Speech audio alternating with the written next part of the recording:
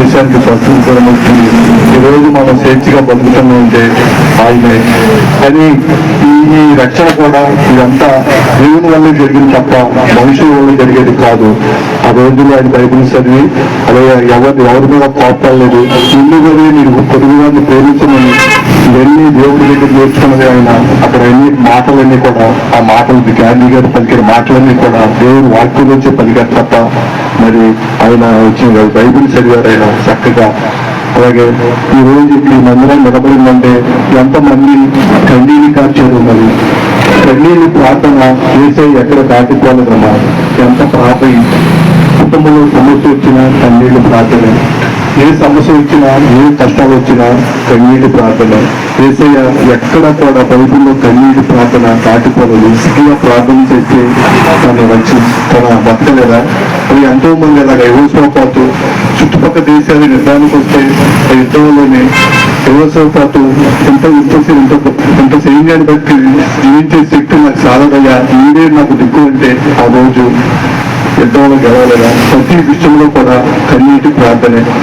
ఏదైనా ఇస్తే కన్నీటి ప్రార్థన చేస్తే ఆ దేశ ప్రజలను కాపాడలేదా? ఎన్నో ఇలాగా ఏ సమస్య వచ్చినా ఈ మందిరము ఈ విశ్వాసం ఈ మందిరంలో ఉన్న బిడ్డలు కన్నీళ్ళు చేసిన ప్రార్థనే. మందిరము బలపాలనా, సంఘము వృద్ధి చెందాలన్నా కన్నీటి ప్రార్థనే.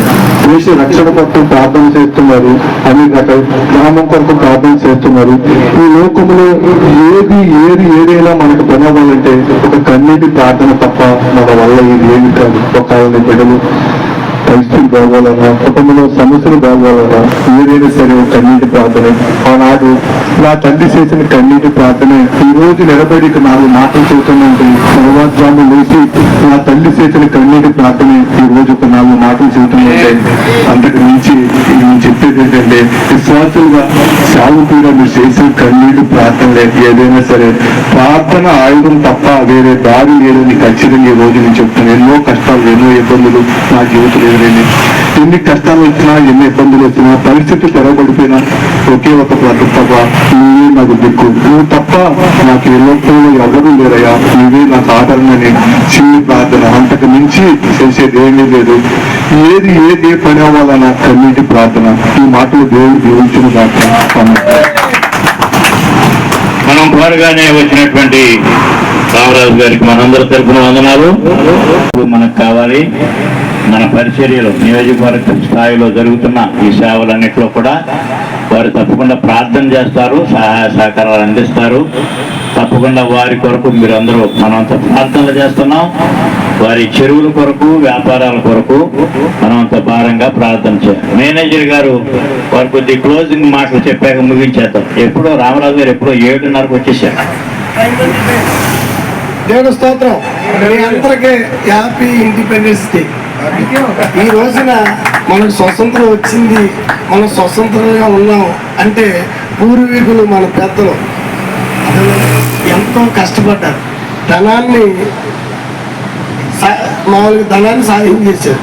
వాళ్ళ బంగారం, వాళ్ళ వ్యవసాయ భూములు ఆఖరికి ఎంతో త్యాగం చేశారు. ప్రాణాలు కూడా త్యాగం చేశారు. కొంతమంది ఈ పోరాటంలో చనిపోయారు. కొంతమంది ఏమి తెలియకుండానే ఎందుకు అనుభవిస్తున్నారో తెలియదు జైల్లో మగ్గి చచ్చిపోయారు. బ్రిటిష్ వాళ్ళ మీద నుంచి మాకు స్వతంత్రం కావాలని ఎంతోమంది నాకు చదువు లేదు సార్. ఎప్పుడో చిన్నప్పుడు మా చెల్లెలు స్కూల్కి తీసుకెళ్తుంటే మాస్టర్ చెప్పిన మాటలు ఎంతోమంది దేశం కోసం పోరాడారు. ఈ రోజున ఆ రోజులో ఇంత కమ్యూనికేషన్ లేదండి. ఇప్పుడు ఎక్కడో గుజరాత్లో మన గాంధీ మహాత్ముడు ఉప్పు సత్యాగ్రహం చేద్దాం అని అంటే గుడివాడి తెలిసేది కదా, కైకలూరు తెలిసేది కదా. ఒక మాట చప్పున అందరూ ఏకూపించి వెళ్ళిపోయారు. ధనాన్ని ఖర్చు పెట్టేవారు, పొలాలను ఖర్చు పెట్టేవారు, బీదలైన వారికి సాయం చేసేవారు. మొత్తం ఒక యూనిటీ ఉండేది. ఇప్పుడు విత్ ఇన్ సెకండ్ గుజరాత్లో కదా ప్రపంచం మీద జరిగినా మనకు వస్తుంది. మనకి ఆ స్పందన లేదు. ఎలా 2 బాబు అంటుంటే బిర్యానీ పొట్టలు ఇస్తారా, డబ్బులు ఇస్తారా, మాకేమొస్తుంది, దేశం మాకేమి ఇచ్చింది అంటున్నారు. కానీ దేశానికి మనం ఏం చేస్తాం అనేది చెప్పలేకపోతున్నాం.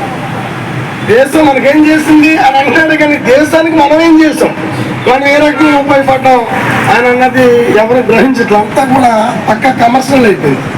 మా ఇంటికి వస్తే ఏం చేస్తారు, మీ ఇంటికి వస్తే మాకేమిస్తారు, అట్లా ఉండదండి ఈ రోజున. ఆ రోజున అలా కదా. ఒక ఈమెతో ఉంది, ఒక అల్లూరు సీతారామరాజు గారు ఎంతగానో కష్టపడ్డారు.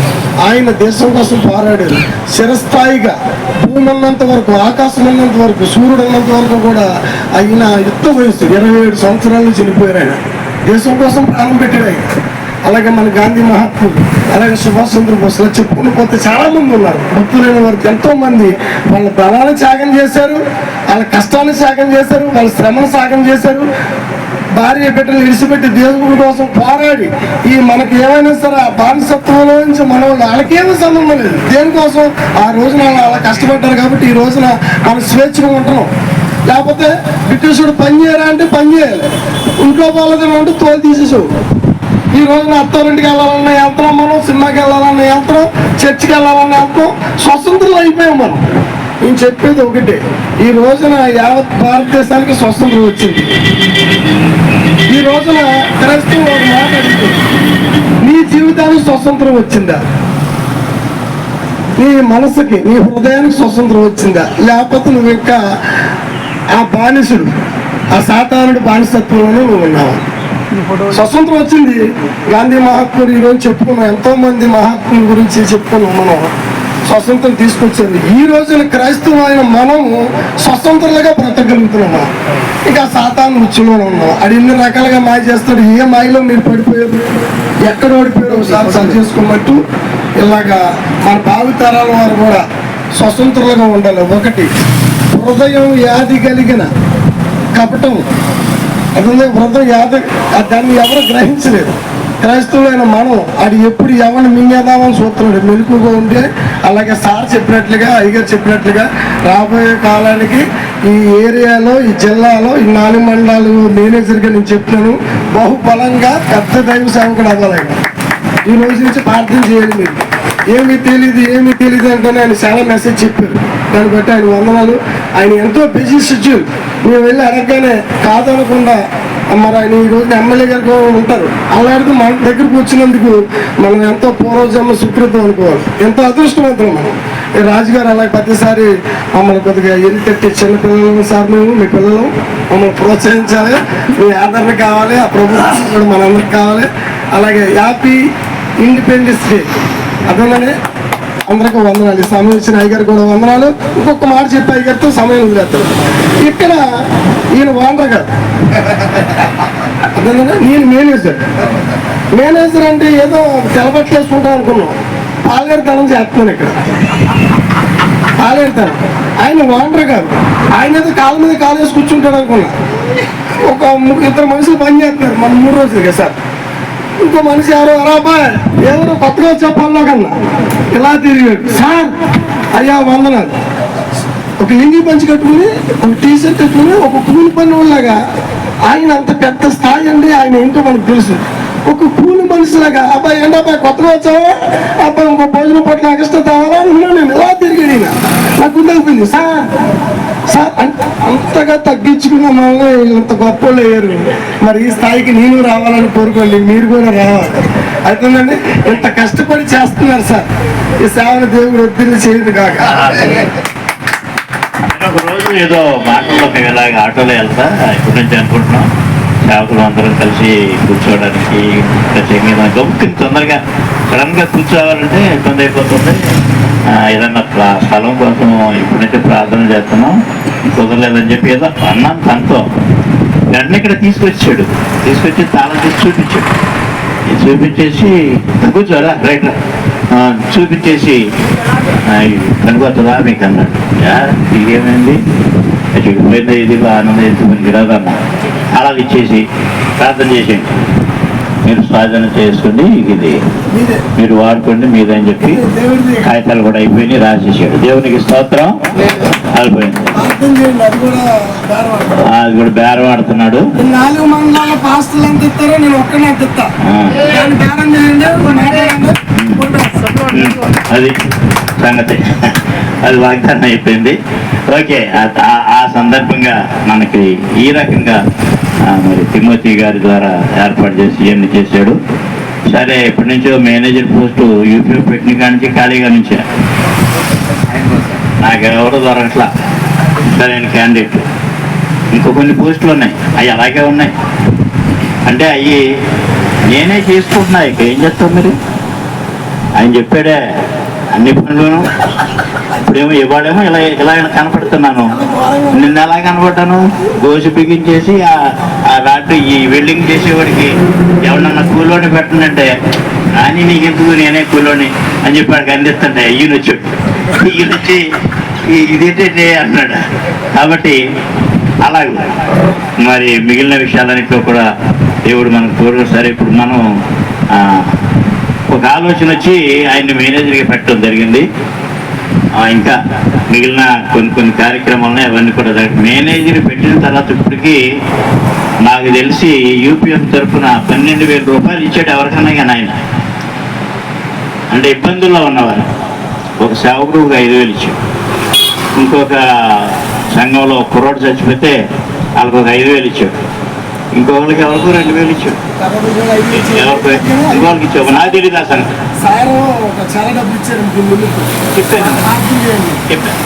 ఈ విషయం మరి రామరాజు గారిని కలవగానే వారు హృదయపూర్వకంగా వెంటనే స్పందించి సహాయం చేశారు. ఈ కార్యక్రమాలన్నీ జరుగుతున్నాయి. మిగిలిన అది కూడా తీసుకోవాలి. మరి ఇదంతా గ్రౌండ్ అయిపోవాలి, ఇబ్బంది లేకుండా మన కార్యక్రమాలు చేసుకోవడానికి దేవుడు ఆ రీతిగా సహాయం చేసి నడిపించును గాక. ఆమేన్. ప్రార్థన చేద్దాం. విజయ్ కుమార్ ప్రార్థన బ్రహ్మహం గారు చేస్తారు. వీళ్ళ తాతగారు వీళ్ళ నాన్నగారు సేవ చేశారు. మీ అందరి ఫోటోలు అడుగుతున్నాను. ఆ ఫోటోలన్నీ ఇక్కడ షట్ చేయాలని నాకు ఒక దర్శనం. మరి కొంతమంది ఇచ్చారు. మమ్మల్ని మిక్కిలిగా ప్రేమించిన మా ప్రేమల తండ్రి, నీ ఘనమైన పరిశుద్ధమైన నామం నాకు వందనాలు, స్తోత్రాలు ప్రభు. నీవిచ్చిన శుభదినాన్ని బట్టి వందనాలు. భారతదేశ 80వ స్వాతంత్ర దినోత్సవం పురస్కరించుకొని యూపీఎఫ్ దైవజనులు సహవాసంలో ఉన్న ప్రతి ఒక్క వ్యక్తులు ప్రేమించి మేమందరం కలిసి ఏర్పాటు చేసుకునే యొక్క కార్యక్రమాన్ని ఇంతవరకు నడిపించినందుకు వందనాలు. పెద్దలు మాట్లాడి ఉన్నారు. ప్రతి మాట ఆశీర్వాదకరంగా మీరే మార్చి దీవించును గాక. ప్రభా, మీరే మాకు సహాయకుడిని నడిపించి నిజమైన స్వాతంత్ర్యాన్ని ప్రతి ఒక్క సంఘానికి నా యొక్క వ్యక్తిగత జీవితంలో మీరే అనుగ్రహించి దీవించి ఈ యొక్క కార్యక్రమంకు సహకరించిన ప్రతి ఒక్క పెద్దలను బట్టి వందనాలు. మరి ముఖ్యంగా రామరాజు గారిని బట్టి వందనాలు తెలియజేస్తున్నాం. వారికి నీ యొక్క కాపుదల, నీ యొక్క భద్రత, నీ యొక్క ఆశీర్వాదం మీరు అనుగ్రహించి కార్యక్రమాన్ని నడిపిస్తున్న హానయ్య గారికి, వచ్చిన మా అందరికీ తగిన ఆశీర్వాద ఫలాలు మీరే మా అందరికీ అనుగ్రహింపచేయమని యేసు క్రీస్తు యొక్క నామం అడిగి ప్రార్థించి పొందుకుంటున్నాము తండ్రి. ఆమేన్. థాంక్యూ.